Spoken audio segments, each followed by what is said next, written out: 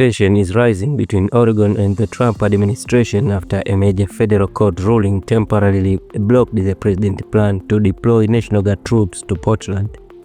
This legal battle is drawing national attention, highlighting the limits of presidential power and the deep divisions over how to respond to protests. On Saturday, U.S. District Judge Karen McGirt issued a temporary restraining order, basically a short-term legal freeze, stopping the Trump administration from sending 200 National Guard soldiers into Portland, Oregon. The case was filed by the state of Oregon and the city of Portland. Their arguments was simple. The president went beyond his legal and constitutional authority by trying to federalize Oregon's National Guard, and the judge agreed.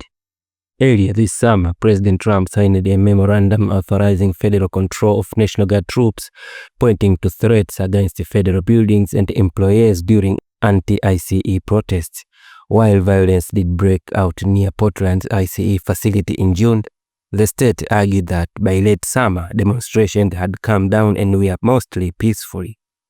But on September 27, President Trump announced on Truth Social that he was sending troops to what he called the war-ravaged Portland to protest against Antifa and other so-called domestic terrorists. The next day, Secretary of War Pete Hegseth followed the order, federalizing 200 Oregon National Guard members, even though Governor Tina Kotek said there was no emergency and no need for military involvement. Oregon and Portland immediately went to court, and on Saturday, Judge McGirt issued a sharp ruling. She explained that federal law only allows the president to call in the National Guard in extreme situations like invasion, rebellion, or when federal law can't be enforced through normal channels. None of these applied to Oregon. She added that local and federal law enforcement were handling the situation just fine.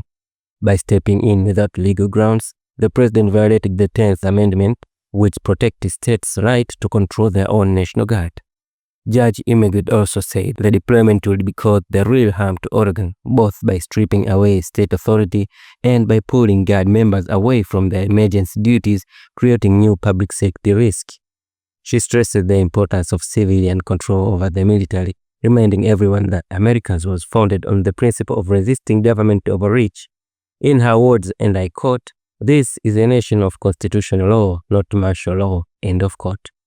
The temporary restraining order blocks the deployment for 14 days until October 18 unless extended.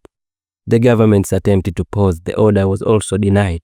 Civil rights groups quickly welcomed the decision.